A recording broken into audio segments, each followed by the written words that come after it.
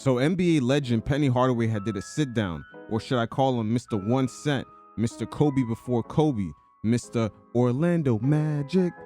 But he sat down with the fellows from Knuckleheads, aka Darius Miles and Q Rich, and they talked about quite a few things, from how he ended up in Orlando to the formation of his Nike deal with the Foamposites and the Little Penny commercials. This is going to be a nice little deep dive to the ups and downs of his NBA career. But first, we're going to hear from Shaq as he's going to tell the story of how he met Penny Hardaway, and while he was trying to get him to the Orlando Magic, he was at the same time learning the ropes of being an NBA star and leveraging that star power to get his way. You guys check it out, and every once in a while, I'll check in. So we called a timeout, and Matty was like, "God damn it, Jerry, didn't I tell you go on there?" So this is the first time I seen a player talk back. I never seen that before. It's the first time I seen a player talk back. Jerry Reynolds go, "Fuck that shit, call some plays for me too." And I'm like, yeah. And then Matty did it. And then D was like, see, that's how you gotta be. Told so you. That's when I That's when I kind of started. Yeah, I kind of started serving myself. So my first power move is after we lose, I'm in LA same day. We lose on a Sunday, I'm in LA. So I'm shooting a movie, Blue Chips, and I say, "Hey, you gotta make me a court so I can work out." This skinny kid, this motherfucker diming me up like magic. I don't know who he is, because you know me, I don't be paying attention to the young cat. So I'm thinking he an actor. So finally I said, "Yo, man, who's this?" They said, "Yo, man, that's Penny Hardaway." I said, "He an actor?" He said, "No, they think he gonna be number 2, number 3 pick." And I'm like, damn, so I got this in my head. So my first major move was when I found out we got the ball, "Hey, man, y'all don't get this Penny dude. I'm gonna be looking to do something else." Just to try it. First time I was ever arrogant, first time I ever talked back. So now we shoot the movie whenever. So the draft comes, they draft C-Web. Now I'm pissed. I'm tearing my house up, breaking mirrors, breaking trophies, and then they do it. They do the switch. I'm like, man, D-Scott was right. It works. So the second big move, "Hey, man, give me Horace. Horace Grant. I don't know if we can afford Horace. You don't get Horace, I'm gonna be looking to do something else after my deal out." So now I'm learning how to maneuver, because they saying it's your team. So we all know if it's my team and it don't go right, I'm getting the blame. Yep. So if I'm gonna get all the blame, I'm gonna make sure I'm totally in control. Now, Penny gives his side of the story on being on that movie set, and keep in mind, he's speaking to Q Richardson and Darius Miles, 2 players at the time that were also young. I believe Darius came out of high school. I'm not too sure about Q Rich, but similar to Penny, they were also doing movies. Just knew that I was blessed enough to be in a movie. You know, we hood babies. We from the streets. We like, hey, listen, we get into a movie. Come on, man. Me and D Miles have been in movies because, did a couple movies, got a little sad car. We walk around, thought we was real Hollywood stars out there. I got a trailer like they got. They got me with a little costume and like clothes, and hey, we out here. Yeah, no. Just going off a tangent, Darius Miles and Q Rich, low-key, they were really, at the time, the only NBA players that were in a movie like that. And they were fresh off, I believe, coming out of high school. Tell us, like, the first time you met Shaq on set. That was the first time you met Shaq when you did the movie, right? I met him before because back in the day, they had this thing called the Olympic Festival. So the Olympic Festival was north, south, east, west teams in Minneapolis, Minnesota for the summer. And me and Shaq was on the same team before I did the movie Blue Chips. So I played with him on that team that summer. And then I saw him again. That's crazy. I saw him again doing Blue Chips. And I'm gonna tell y'all where I had my strategy at. And Chris Webber didn't have a chance. That's my dog. I had a strategy for Chris. Because Chris wanted to be in Orlando, and that's my dog. I said, you know what? Chris is probably, Michigan, he Fab Five. That's my dog. He a cold dude.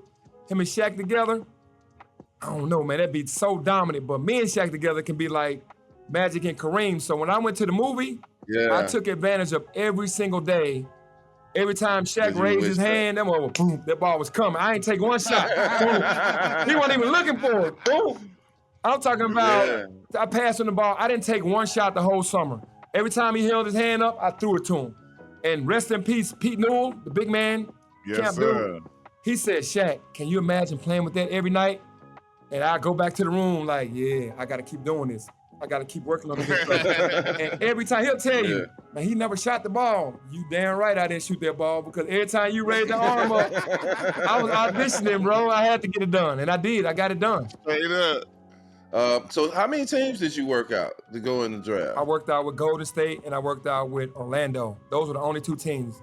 Golden State had number 3, Philadelphia had 2, and Orlando had 1. You could tell Philly been fucking up as a team that's a top 3 pick since the early 90s. Sheesh. We thought the Markelle Fultz and Jason Tatum situation was bad. The first time I went to Orlando, Shaq had called him and told him, hey, man, get this dude down there. No, they actually called me down there first. That was the first time. And I went down there, and there was nobody at the airport to pick me up. So it was one anchor dude. It was one anchor dude down there to interview me. I was like, man, who is this dude? I said, man, bro, nobody picked me up. Can you take me to the arena? That was when it was the arena. Yeah, the old arena. I said, but before we go, can you stop by McDonald's? So I'm in the car with the dude. We chopping it up. We eat McDonald's. He dropped me off at the arena, and all I did was vertical leap, a little shuttle, did some stuff like that they would do at the combine. I never saw nobody in management or nothing, and then I left. Now that right there shows you how different the league is today. There's no player coming into the draft eating McDonald's before his workout. Oh, man.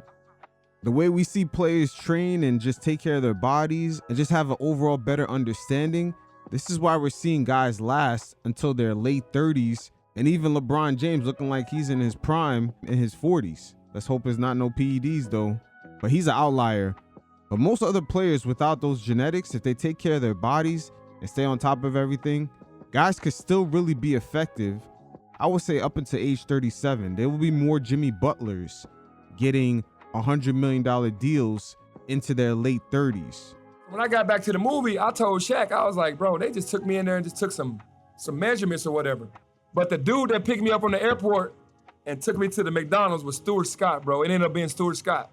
What? That's crazy. He was the Rest in peace, Stuart Scott, man. The original ESPN personality, Stephen A. Smith, he would never be allowed to do what he does on the air had that not been for Stuart Scott. That guy was definitely a pioneer, and ESPN was fighting him on showing too much personality.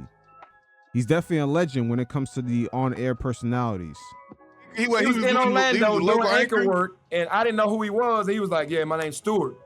And it ended up being Stuart. We laughed about that our whole careers, bro. Rest in peace, Stuart Scott. That's the great, man. Yeah, the great Stuart Scott. Damn, that's crazy. Hey, that's cooler than the other side of the come pillow, on now. So I went back and told the big homie. I said, big homie, oh, they tripping. They didn't even bring me in to do nothing. He called back down. They know Shaq. Yo, what's up? What y'all doing down there? Y'all need to get him back down there. So about a week, 2-3 weeks later, they brought me back and I scrimmaged against the team. They had Anthony Bowie guard me, and Dennis was in there, Nick was in there, all my, everybody except for Shaq. And I put on, and they loved everything about it. And I was already doing with Shaq what I needed to do, and it just worked, bro. It worked. Now, Penny Hardaway right here is going to tell the story of how his Nike deal came about and how they organized themselves to come up with that commercial with Little Penny. And make no mistake about it, that Little Penny commercial was used as a blueprint because LeBron James in the mid-2000s had a very similar Nike ad, except he played himself in a lot of different alter egos. I'm talking about the commercial where he had the afro, the smooth talking guy, and then he had different versions of himself jumping off the dive board into the pool. That ad is really coming off the blueprint of the Penny Hardaway and Chris Rock ads. And just to add more context into that Nike deal, Penny Hardaway shoes in the 90s retailed for $200. At the time, it was almost $70 more than most Air Jordans retailed for. So the collaboration between Penny Hardaway and Nike has always bared fruits even back then. And it's been one of the better success stories for a player having his own signature shoe that most players, even current day, haven't even reached up to. Do you remember where you were?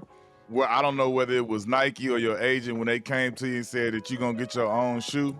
Yeah, I was in Orlando, give you your... Yeah, I was in Orlando and I was kicking, and just probably after a practice, my agent called me and was like, Nike want to meet. I'm like, all right, when we're going to Oregon or they coming here? They're like, no, we going to Oregon. I said, cool. I said, damn, that's a long ass flight. I said, man, get your ass on that plane and get to Oregon. Right. You know how long that flight is? And I was like, cool. I got on the plane. Especially from Florida. Yeah, got all the way out there. And then all of a sudden we walk in the room, I'm seeing a lot of people. I'm like, damn. All right, what's up, everybody? I sit down at the table. They go, Penny, we brought you here because it's time for us to bust out the Air Penny 1. I said, Air Penny 1, what? What are you talking about? They was like, no, we about to give you your own shoe. I said, oh, man, I think I got up, walked out like, dog, I'm a sneakerhead. I'm about to have my own shoe?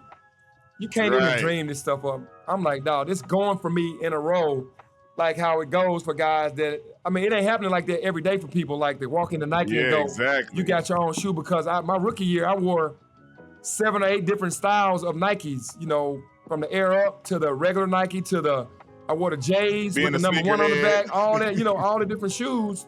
That's how much Penny Hardaway was balling out. Usually you see guys on Michael Jordan or LeBron's level to get their own signature shoe right away early into their career. Even Kobe didn't really get his signature shoe until almost 8 to 9 years in. But the way Penny Hardaway was playing, that shit was undeniable, even with Shaq on the court. And to get my own shoe, I was like, dude, this is crazy. This is crazy. I couldn't believe it.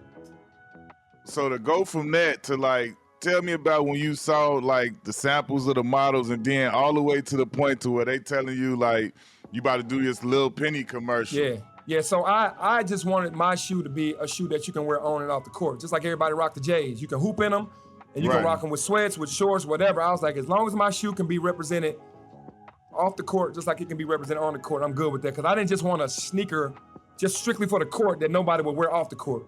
And they did a brilliant job, man. They brought the samples, looked at the samples, and was like, yeah, this joint is nice. They can rock these off the court. And Nike did a phenomenal job on that line. Well, I had a Lil Penny doll.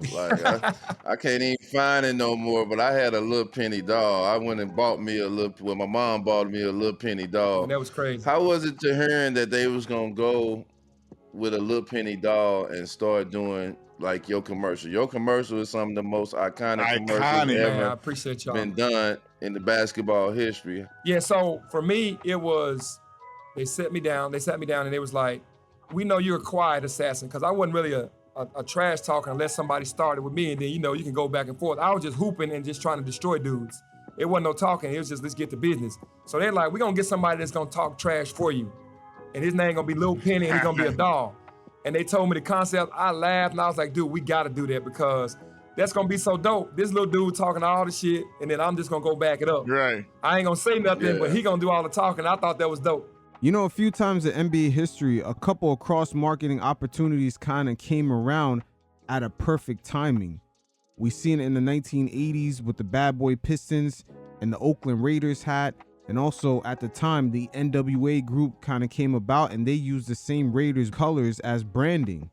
And right here, Penny Hardaway just getting into the league, a comedian was on the rise by the name of Chris Rock. And those two forces came together just at the right time. Well, Eddie Murphy and Martin and Damon Wayans, was them the ones that they was trying to get to be the voice first? I think they was trying. I definitely know about Damon Wayans and Martin Lawrence. I don't know about Eddie Murphy, but they could have. And they all turned it down. It wasn't big enough for them because them dudes was the dudes back then. Chris Rock really wasn't. Super, yeah. So when Chris Rock did it, he was like a not well known at the time. And when he did the Lil Penny voice, it definitely helped get him to where he was going. I remember it, when them commercials dropped, they was the biggest thing. So how was that for you? Because it was not only do you already got a dope shoe that's coming out, and clearly the shoe was doing numbers in the stores, because I remember that was the only shoe that dropped that was could compete with the Jordans for prices and stuff like that. And it was like this for a second with y'all with the J's and the pennies. Pennies really had that type of vibe. So when did Nike call y'all man, the commercials are going crazy. We got to do more. This is we didn't think it would be this big of a deal. For marketing, they hit a super crazy home run. How was that when they started to see those results? How did you hear about it from that side? Yeah, there was an advertising agency called Whiten and Kennedy, and there was a guy that worked with them named Stacy Wall. He was the guy that kind of helped create the Little Penny deal. And Nike's so strategic on how they do things. They always capitalize at the right time. So they didn't want to flood it, but they wanted to put enough out where everybody stayed hungry, and then it became a thing. So that's why they're so smart and so brilliant. They didn't want to just make 15 commercials and go boom, boom, boom, boom, boom. They basically was we're going to piece it out there and make people be hungry for it, and that worked. So when the numbers and everything went through the roof, it was like, okay, it's time to make another one. You know, it's interesting because Nike seems like they were a lot more creative without social media back then. Nowadays, because the social media kind of serves as a crutch, there's the marketing side of the shoes and just the newer athletes coming in, even though they had their own popularity before joining Nike or any other shoe brand, it just seems like they rely too much on someone else's following in order for that shoe to translate. And plus the designs have to be on point. Nowadays, we're seeing a lot of alterations of what looks like a Kobe low top shoe just alternated. And when that went through the roof, okay, it's time to make another one. So they were just really smart about how they did that. When he said, that's Tyra Banks, fool. When you did the Tyra Banks commercial out of all that, how hard did you laugh when you heard him say that? Man, you know, he was never in the studio with me. I just heard the voiceovers. I couldn't get through the commercial. Every time I heard what he said, they was like, all right, cut, start over. I said, my bad, bro. I don't know what he gonna say, but when he say something, I was just gonna laugh. And it took me a minute to make my commercial because everything he said, I was like laughing. And they was like, yo, you can't laugh. You got to get through it. I was like, cool, all right. And I finally got used to it, but in the beginning, bro, it was tripping me out. That's crazy. Who came up with the ideal of MJ wearing your shoe and you wearing MJ's shoe in the playoffs? Yeah, I think when I wore MJ's shoes, it was, you know, before he came back. And then when he came back, they didn't have an Air Jordan that was available because he didn't make one. And then he was like, well, he called me kid. Give me kid shoes. Like, that's what he called me, kid. I'm gonna get these shoes, right? So he rocked them joints, and I was still sitting out there going, this man got my shoes on now. Was he cut the number 1 off the back? But he just kept the shoes. He was like, I'm just gonna cut the number 1 off the back. I thought that was crazy because he's never worn another shoe outside of Air Jordan. That's what I'm saying. Never. Like, when you, like, what is that like hearing that MJ about to wear your signature shoe, bro? But I'm gonna tell you this, I didn't know he was gonna wear them. That's how much respect he had. I got in the game, you know, free throw, and I looked down, like, damn. He got on the shoes, like, I'm tripping. I saw that, I was like, oh, we gonna beat him. You know, the media at the time, they kind of used that as a flame for Michael Jordan because even though when he first came back, he lost to Penny and Shaq in the playoffs, he wasn't really physically ready. Going into the start of the next very season, without Shaq, Penny Hardaway was able to defeat Michael Jordan. And then the media started creating a narrative that Penny has completely taken Jordan's spot. That's how amazing Penny Hardaway was at the time. But as we've seen in the Last Dance documentary, Michael Jordan loves to find hate to use as fuel as motivation. So in the 96 playoffs, he completely shut Shaq and Penny down. I mean, these guys couldn't even get the ball up half court. That's how much the defense between him and Scottie and just the Bulls overall was just so dominant. He ain't going to get nobody's shoes. Did you say something to him? Hell no. I let him do whatever. I let him be. Hell no. I said, no, I'm going to leave. I'm going to let a sleeping dog lie. Go ahead, MJ. I appreciate you rocking them joints. I ain't say nothing about the shoes. I ain't say nothing. I'm like, I'm not bothering this dude. Let him be. These are one of my most favorite shoes ever made by Nike is the Foamposite. Yes, sir. Like, excellent job. Them shoes, something about them shoes, they give me the feeling of the patent leather Jordans. You know, they so unique and they so outside the norm of any other shoe that's ever really been made. They look very futuristic even today. Shoes are not made with that type of material and they don't even look like that. You can even look at all the models of the LeBron shoes throughout his whole career.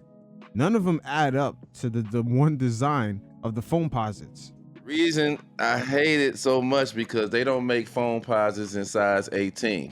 Yeah, you know what I'm saying? They go up to like a 15 or a 16 or so forth on like that. Yeah. But tell us the story of how Foamposites came into play. I heard it supposed to have been for another player, but you wind up seeing them and taking, and you look at them today like, man, Foamposites go from $1,000 to $10,000 to $15,000 at this point now, but it's like the icing on the cake for the whole Penny collection is with the Foamposite. So tell us the story about the Foamposite.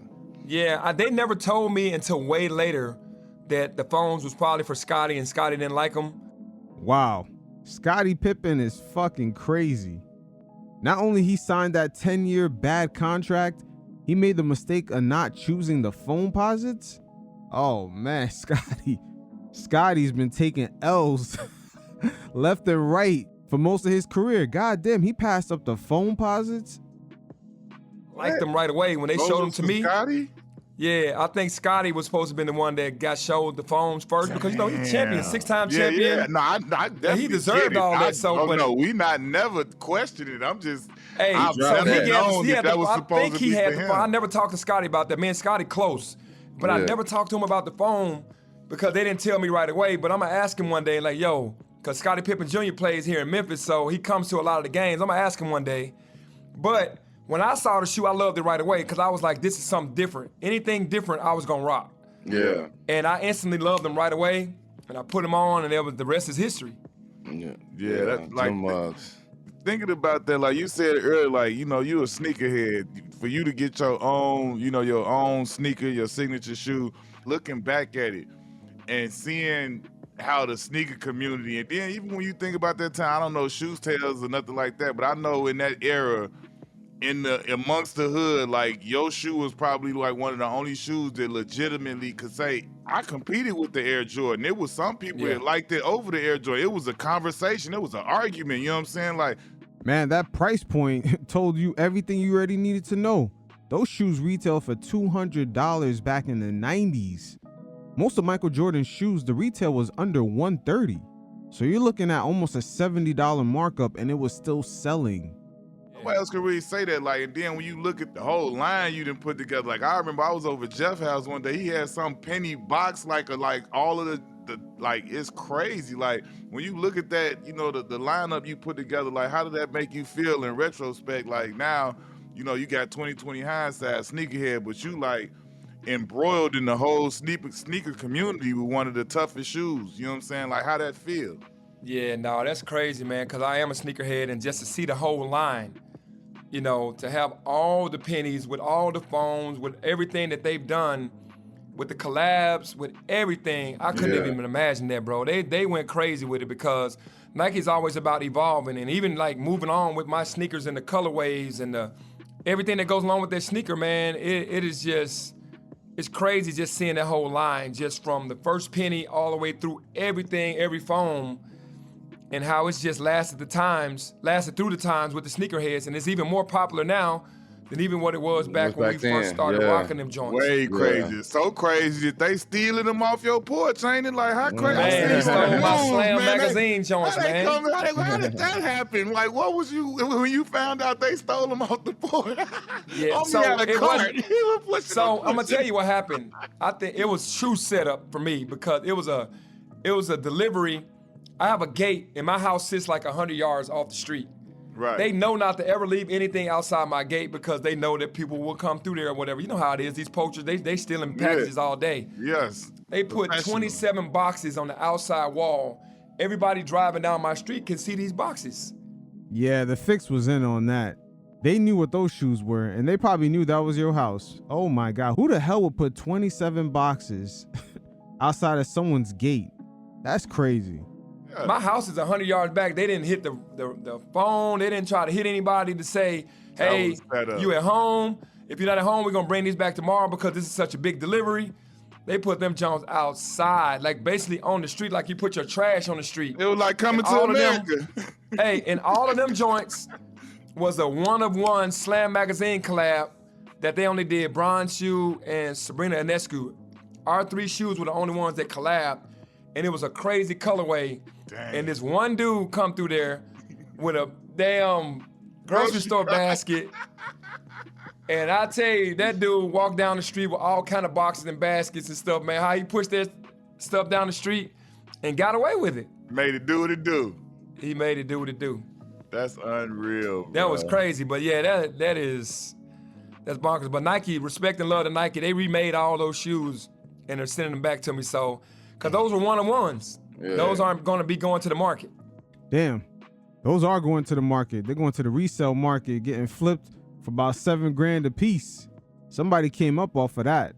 Now, Penny also touched base on how him and Shaq broke up. And at the time, the Orlando Magic, they were just a brand new expansion franchise. So their front office dealing with free agency was still a brand new thing. And free agency overall in the NBA, I believe in the 80s, for 7 years, the players had fought through litigation to get the privilege of even having that. But the way Shaq was available on the open market, the Magic did not understand that they had to come the first few times correct, or another team would eventually make moves to do so. Situations like this have to be handled very delicately, especially with the media trying to pin Penny Hardaway and Shaq against each other. And this is a game that they continue to use even today. We see Jason Tatum and Jaylen Brown be pinned against each other even before they won the championship and experienced success.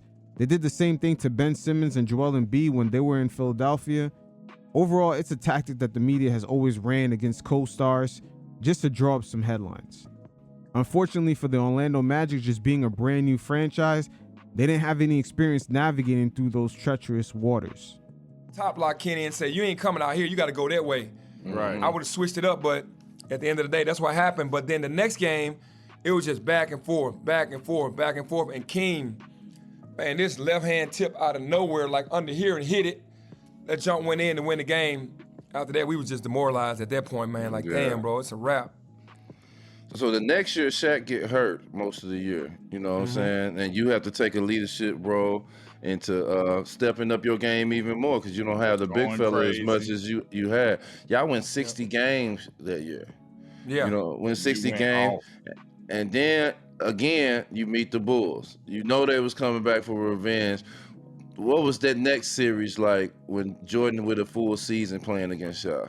Jordan, once again, he had all the fire that he needed because the media to open up that season after their matchup against the Bulls without Shaq, in which Penny dominated, they started to put out articles saying that Penny has taken Jordan's place. So going into the playoffs in 1996, this was a way different Bulls team than it was in Jordan's return from the 1995 playoffs. Well, he say this. I just want to insert this in here. I was 17 at the time. I was at the crib. I probably was as ready as y'all were for this rematch of this series. Go ahead, Penny. I wasn't in it. I was sitting in my front room, but I was ready. Go ahead. Hey, so it's... And just to add more context to this series right here doesn't get talked about too much. It's the way they lost, the way Michael Jordan just shut down this team. I'm pretty sure Shaq might have understood that, hey, we're not going to get past these guys anytime soon. Because Michael Jordan looked like he returned right back into form. And just the way the Orlando Magic mentally had broken down in the finals, they knew it was over and there was no coming back. Mentally, how Nick Anderson broke down, especially with missing the free throws and just his overall aura, that had a trickle-down effect on the rest of the team. It's like this, bro. When you have your moment, like we talked about when I had my moment, you got to be ready for it. Them boys was ready for their moment the second time around. They was mad from the year before. Shaq and B. Shaw putting hearts on it. The MJ ain't forgot nothing. He done went the whole summer eating raw eggs and raw steaks and got into the Tai Chi and everything. That boy went crazy all summer and was like, all right, I'm getting them next time. So Shaq was hurt. Nick got hurt. Somebody else might have been hurt. And we went in like the first game kind of okay. And then after that, everybody started getting injured. They swept us, bro. They took us out. And after that, it was like Shaq was gone.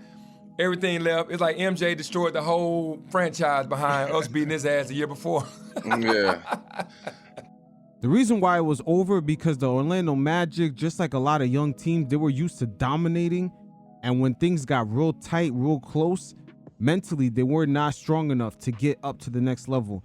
That's what you really seen from Michael Jordan in The Last Dance. You seen what was perceived as mental abuse on his teammates, the way he was yelling at them, but in reality, he was getting them prepared for mental warfare on the court in order to get to that championship level. That's what the Orlando Magic were missing. And the 1995 NBA Finals showcased that. Once they went down 0-2, Nick Anderson missing the free throws, they were not mentally ready to hold their composure when shit got tight. And it just all imploded at the end when they met up with the Bulls in the 96 playoffs in that revenge match where that defense completely shut them down. I mean, if you go back and look at the footage, you can see a lot of scenarios where guys couldn't even get the ball across half court. The Bulls defense just had the clamps on them. Tell us about that. Like Shaq transitioning into leaving? The organization not giving him the type of money that he felt he wanted and he deserved. Leaving something that y'all had so special. Like the last couple of years, y'all went to the finals and y'all went to the Eastern Conference final. It can't be nothing but championship next. You know what I'm saying? Yeah. Y'all don't have nothing to lose. It got to be championship next. But then one of y'all biggest pieces leave the scene. How was that for you to see how that played out? Well, that was the summer that we had the Dream Team, and we were practicing in Orlando at Disney World. That's where our practice facility was.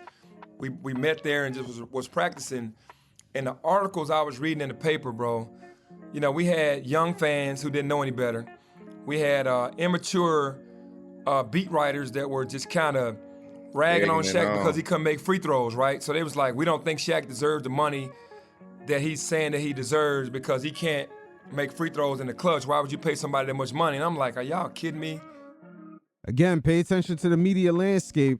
This is a brand new infantile franchise that doesn't really necessarily know how to navigate through all these scenarios. Why would they come at Shaq and give him a low ball offer? It makes no sense. You're getting all this negative press from your local media saying that Orlando does not need Shaq. Y'all gotta chill, and that pissed Shaq off. So if he wasn't looking to go anywhere, at that point, the Lakers and Jerry West came in and was like, hey, big fella, they don't appreciate you down there. Come on out here to LA and let us kind of show you what it's like. And Orlando is a beautiful city, but when you go to the City of Angels, bro, and they start throwing out them movie contracts and all these endorsements and you playing for the Lakers, different ball. hook, line, and sinker, man, they got them. And I'm sitting in the press conference in Atlanta with all the international media, plus the American media, all the media there. It's so many media people. And this guy, I don't know what country he was from, he was like, how does it feel not to have Shaquille O'Neal as a teammate anymore? I didn't know that. I was like, when you first found out. Yeah, I was like, if that's the case, then that would be devastating. And then I'm looking around at Scotty and Grant and them, they looking at me like, and bro, after that was over, I found out that Shaq had left. That's the way I found out. And he came to my room the next day and was like, I apologize, bro, but I had to do it. And I was done. Damn, Penny was done for a number of reasons that he didn't even know at the time. He's about to take on a lot of workload as far as maintaining that winning streak that the Orlando Magic had, getting to the conference finals, trying to get back to the finals. It's going to take a toll on his body, and a lot of that workload was absorbed by Shaq. That doesn't get talked about enough. Shaq just leaving Orlando, it put a different kind of workload on Penny's body, and that's why he probably broke down. Man, that's 1-2 punch, man. That was crazy, man. That's devastating. Like how was Yes, how was it when you got back to the team after that? Like how did the team atmosphere feel? Like when you had the games, how did the games feel? Did everything feel like it kind of shifted and changed after the big fella left? Bro, when Shaq left, damn doorknob on the building was breaking off and shit. Motherfuckers, thank you. Everything in that motherfucker started breaking down. Hey man, we ain't got no ice, man. What ice at, bro? Hey, everything, we went straight to we went straight back to where we started, bro. It was like an expansion team all over again. It was like, damn. Hell yeah, man. They got that expansion shit hovering over their heads. They got hit with the Holy Trinity, man. They broke down mentally in the finals. They broke down again mentally against Jordan and the Chicago Bulls in the 96 playoffs. And then they lost Shaq. It was over. It was over. We went from the Beatles to, man, just being just some dude that was trying to make it. Like, we trying to give you our mixtape. Back in the Hey, day. bro. Man, they went to becoming a SoundCloud rapper, man. What's going on here? It went that bad, though. It went bad. We knew it did. It went down fast, bro. It wasn't even like a slow grind. We competed a little bit, but it went from 60 to 41 to 42 to 45. It was like we knew the magnitude of what had happened, man. And you've seen it in the teams that's playing against you. They like, oh yeah, I don't got Shaq, so we don't fear nothing that y'all got going on. Oh, come on. It's like when we first went to Chicago, and I'm going to go back to what you just said. Man, me and Shaq out in the clubs kicking it because MJ, they was like, one dude in the club said, oh, I bet if Black was here, y'all ass would be in the bed. I said, you right, but he ain't here. So we gonna kick it tonight.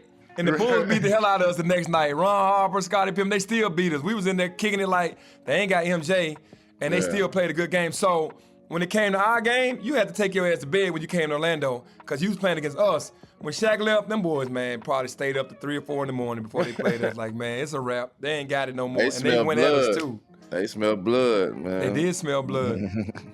Like you said, you was on the select team, which was crazy, playing against Dream Team. How was it when they called you and they say, we want you to be on Dream Team 2? Man, come Like on. you just like you say, you hitting all the accolades and the on. things. Like what was that call? Like, 'cause we know, like you say, that's a different call than all NBA, than all star. Like that's a different type of badge when you in the league. Like that's like you become an Avenger. You become one of the Marvel. You know what I'm saying? The superheroes out here. Yeah, because, back then, it wasn't just no tryouts and everybody going to see if they can make it like nowadays, Exactly. right? You had to Yeah. actually be Called upon. selected. And then Yeah. that is the ultimate respect level for your game when they say, we want you to be on the Dream Team. Damn, that's still early into Penny's career. Man, like I said before, he is Kobe before Kobe. And man, I was like the way that it was going for me, man, it was unbelievable because we was rolling. We Wouldn't was winning in stop. Orlando. Yeah. You get drafted. You're on the select team in college. All these things to get your own shoe and then to get put on the Dream Team. Bro, I was loving every minute of it, man. I was like a little kid, man. I was going around Stockton to GP to Hakeem to Scotty to Mitch Richmond to Reggie, all them boys, man. I was taking it all. BC. Shaq, Charles, Karl Malone. Every practice, I'm walking up to them dudes and just saying something, bro, because I wanted to soak in Right. all of it. I did, and Yeah. that was a great moment for me. Let me ask you this, because we had DC on here. Can Dream Team 2 beat Dream Team 1? You done played against both of them. You know what's so crazy is I had this conversation with Draymond Green talking about that because he's been on a couple Olympic teams, right? And I was like, we're not gonna disrespect the OGs. We're gonna get them they say, and we're gonna let the OGs rest and say the original Dream Team is the best team ever. For us, we know we can compete with anybody, but just on a respect level, we're gonna get them dudes they just do because they put in a lot of work. So. And also, it doesn't get talked about too much. That Dream Team was the beginning of the passing of the torch. See, Larry Bird, in a few clips that had got out, you could see him slowly admitting it. It's MJ's time, but Magic Johnson was fighting it. He was fighting it. But a lot of the guys from the 80s, their time was beginning to wind down. Disrespecting Yeah, them, they you know what I started mean? that. We got lucky as Yeah. the college players, but as far as now, you gotta know who we had and who they had. It's right there, but we got too many legends on that team that I love and respect. I tell you, Yeah, I straight like the up. I respect respect factor that. right there. Listen, tell me about when you first hurt your knee at 97. What was the original injury that you had that started off the knee injury stuff? Man, we playing the Pistons in the first round of the playoffs, and I'm about to go for a rebound, and Joe Dumars tried to come and wedge me in, but when he came in there, he kneed me right in the back of my knee, like right on that bone, and I felt it right away. I was like, damn, but I kept playing. You got the adrenaline and everything, and I kept playing. I finished that series. I finished the next series, and then I'm like, after it was over with, it wasn't really as bad anymore. So I went home, chilled the whole summer, and was hooping, and there wasn't nothing wrong. And right before training camp, I think I played with a torn meniscus the whole summer, bro. It was crazy. As soon as I got to training camp, I was like, damn, my knee back hurting like it was, when Joe hit me, and This situation shows you how most NBA franchises over the years, the medical care has definitely improved 10x. Because the way superstars have so much value to their franchise, they would never ever let one of their star players just over the summer have a torn meniscus and not even know it. They're constantly checking up on these guys and putting them through a lot of testing, making sure that they're good to go.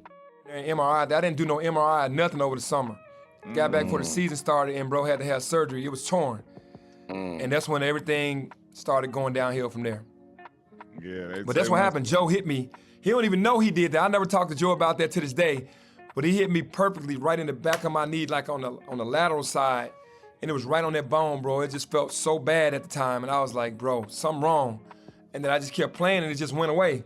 Once again, a brand new expansion franchise makes you wonder how much money they really put into their medical staff. But overall, at the time, a player didn't necessarily make or break his franchise to the degree it does today. I mean, even LeBron James going back to Cleveland, that franchise net worth had jumped up almost $500 million. That just wasn't the case back then. And right when the season was about to start, found out it was torn. The NBA go on strike and then they come back for the 50 games, but you're back healthy now and you dominating. But what was different when you came back after that strike that you didn't have before you got hurt?